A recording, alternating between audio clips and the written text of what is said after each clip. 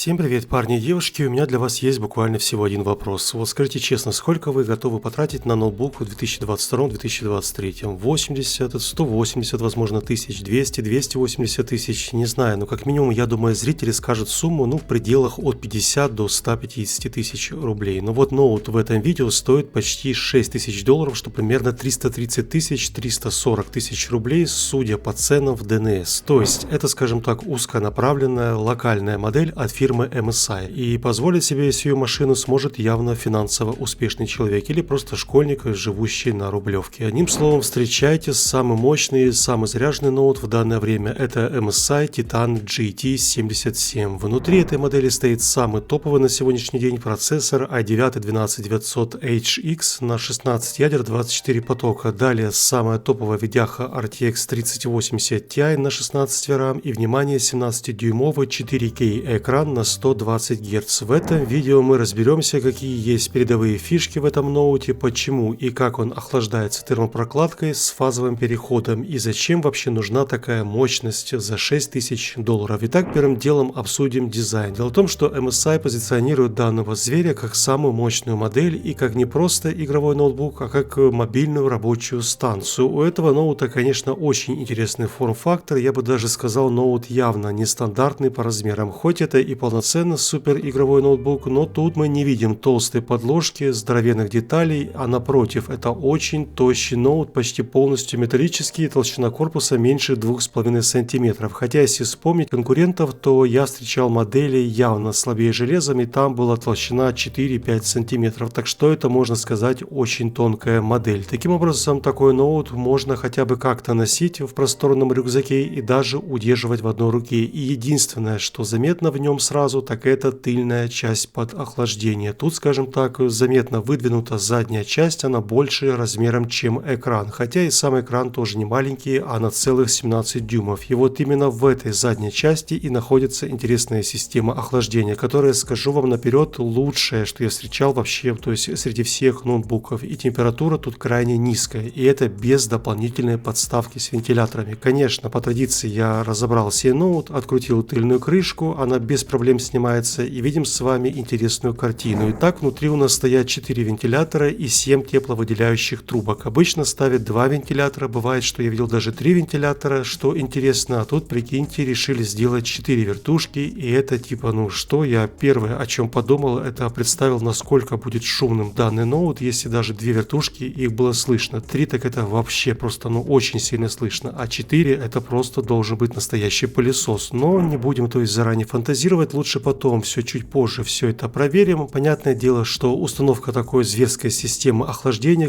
диктуется железом. Под такую мощность нужно очень серьезно все продумать. И знаете, в MSI придумали сделать не только 4 вертушки, но и какую-то необычную термопрокладку между чипами процессора и видеочипом. Если вкратце, то это сплав из 3 элементов: висмута, индия и также олова. И вот состав этой прокладки делает ее похожей на жидкий металл. Изначально прокладка в твердом состоянии, и уже потом, если происходит нагрев, например, процессора до 50 градусов, то прокладка плавится и в таком состоянии может отводить тепло эффективнее термопасты. И вот по заверениям MSI, такая прокладка может понижать температуру почти на 20%, то есть вместо 90 градусов мы получим, например, 72. Это очень серьезная разница, поверьте, и на деле все это мы тоже потом проверим. Интересная, конечно, история, и кратенько сейчас давайте посмотрим еще раз, что у нас находится внутри. Итак, видим, что у нас стоит высокоскоростной SSD накопитель от Samsung на 2 терабайта. Далее рядом видим целых 3 свободных слота и еще по 3 накопителя SSD. И под металлической пластиной у нас оперативная память. Причем память тут у нас стандарта DDR5 и у нас модель ноута на 32 оперативы. Однако можно поставить еще 32 и будет 64. В целом внутри по железу я озвучил, я думаю, наверное, самые важные моменты. И теперь, что насчет экрана, то у нас он, еще раз напомню, на 17 дюймов IPS матрица в 4К с частотой 120 Гц. Я, признаюсь, впервые сталкиваюсь с такой высоченной плотностью пикселей в ноутбуках. Обычно максимум, что я видел, это Retina дисплей или там QHD, но тут мало того, что 4К, так еще и частота экрана 120 Гц. Я думаю, стоимость этой матрицы это 20% от стоимости всего ноута, потому что мониторы в отдельности с таким экраном в 4К и 120 Гц стоят примерно там порядка 50 тысяч. Так что да, экран не дешевый, и понятное дело, что качество картинки тут просто отменное. Детализация слишком высокая, и плотность пикселей на уровне смартфонов. Очень детально, и цветопередача IPS-матрицы просто пушка. Плюс к этому 17-дюймовый экран действительно отлично подходит для игр и для работы. Все же это не 15 и не 16, и получаем при этом большой экран, что делает ноутбук почти приближенным к домашнему компьютеру. Таким образом, высокие характеристики экрана позволяют также работать с контентом, фото, видео, плюс работа в софте вроде 3D-моделирования. Еще хотелось бы отметить подсветку и клавиатуру с этой подсветкой. Клавиатура тут очень приятная, это SteelSeries с технологией Cherry MX Ultra. К слову сказать, компания Cherry существует на рынке уже более 70 лет, и все, чем они занимаются на протяжении этих лет, это клавиатурными переключателями. Так что клавиатура просто обязана быть топовой. Ну и самое приятное тут это, конечно, RGB подсветка. Помимо самой клавы, она переходит в блок охлаждения и на логотип MSI. Выглядит это круто и довольно недешево. Через встроенное ПО SteelSeries можно подстроить подсветку, как вам пожелается, и даже синхронизировать подсветку с задней частью корпуса. Также на клавиатуре можно активировать различные профили для ноутбука в зависимости от ваших потребностей. И важным здесь я бы отметил технологию MSI Overboost. Если вкратце, то во время питания ноута от сети при полной нагрузке MSI Overboost разумно поднимает лимит мощности видеокарты RTX 3080 Ti до 175-180 Вт, а процессора i9 12900HX до 75 Вт с копейками. Причем речь идет не о коротком ускорении до предельных возможностей, а о длительной работе на максимальной производительности. Очень полезная штука, например, если вы запустили не очень требовательную игру или там, не знаю, редактируете видео и вам не нужна вся предельная мощность от ноута, чтобы не грелось железо и шум вентиляторов был низким, то можно работать в экономичном режиме. И вот тут, если нужна вся мощность ноута, то в MSI Overboost можно включить ее, эту функцию, и вы получите всю мощность от процессора и видеокарты. Это довольно удобно. Кстати, что насчет разъемов, я забыл об этом сказать, здесь на них не экономят, и это сразу заметно. На левой стороне находятся разъемы питания 2 USB 3.2 второго поколения, USB-A, далее картридер и комбинированный аудиоразъем. Еще на правой стороне у нас имеется один USB 3.2, два разъема Thunderbolt 4, еще имеется мини-дисплей порт, HDMI порт и даже имеется гигабитный Ethernet порт. Сетевые интерфейсы тоже не остались без внимания, и внутри у нас установлен современный беспроводной модуль Wi-Fi 6E и Bluetooth 5.2. Оба сетевых интерфейса поддерживают фирменную технологию Killer, которая выставляет приоритет игровому трафику. Это тоже очень полезно. В общем, все это, конечно, замечательно, друзья, но всех нас, то есть зрителей, интересует и волнует, я знаю, только производительность и температура железа. И вот теперь давайте запустим наконец-то 3 известных проекта, все на ультра в 4К, и первым делом проверим Rainbow 6 с включенным DLSS в режиме баланс. И так или иначе, то есть видим с вами фреймрейт, у нас порядка 160-180 кадров, и это более чем прилично с таким высоким разрешением. Но куда интереснее это температура железа и шум, издаваемый ноутом. Температура здесь у нас вообще вот довольно отличная, держится на некоторых ядрах в пределах 60 и местами поднимается до 70. На видеочипе Afterburner почему-то не отображается, но, как правило, там такая же температура, что и на процессоре, ведь у них как бы общий теплообмен, так что да, 65-70 для такой мощной начинки это отличный результат, и при том, что я не использую подставку под ноут, и внутри самое мощное железо на сегодняшний день. Что насчет шума от вентилятора при запуске игр, то на слух я бы оценил его как, наверное, выше среднего, то есть его заметно слышно в комнате, но это не тот шум, что заставляет, знаете, надевать наушники или, скажем, там противно звучит словно турбине. Нет, это терпимый шум, и мощные динамики звуковые без проблем перекрывают, то есть перекрикивают эти вертушки, что вполне, я считаю, сойдет.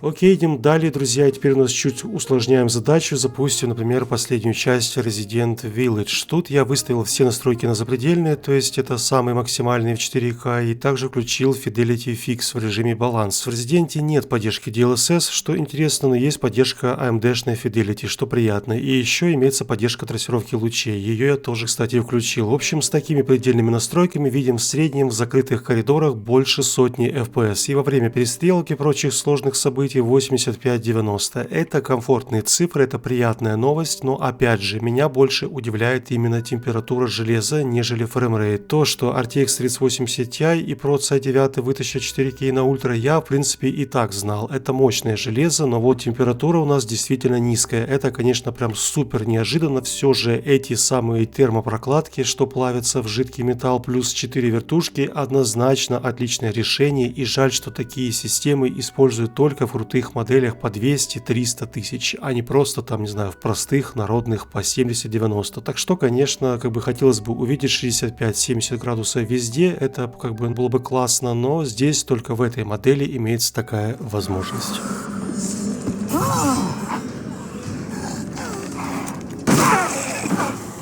Что ж, друзья, в конце будем заканчивать уже и закинем наконец-то убийцу всех мощных компьютеров и ноутбуков, это Cyberpunk. Все настройки на ультра, все включено в 4К и DLSS режиме баланс. Ну и ожидаемо здесь у нас как бы стабильные 55-65 кадров, это комфортные цифры для Cyberpunk. Кривая фреймтайма тоже не скачет, и значит эти 55-65 FPS это ровные 60 FPS без микрофризов. Но вот что интересно, Cyberpunk очень сильно юзает любой процессор. Все же здесь большие открытые локации, то есть мир, и значит все ядра процессора трудятся на полную. И температура, я впервые увидел, поднялась до 73. Точнее, как поднялась. Это именно, то есть некоторые P-ядра до 73, и как правило у нас 68-69. Да и поднятие до 73 это тоже абсолютно ни о чем. Смешные 73 это в то время как в Киберпанке в 4К тот самый Киберпанк, что с трассировкой унижает 90% всех компьютеров и ноутбуков. Так что здесь как бы все в порядке, и запаса мощности хватит, я думаю, на 5 лет это точно. Тем более стоящие игры выходят сейчас не так часто, да и железо слишком мощное даже для 2023. В общем, если подвести черту, то MSI Titan GT77 это абсолютно топовое решение от бренда MSI, которое подойдет, я думаю, для всех задач и для всех редакторов видео,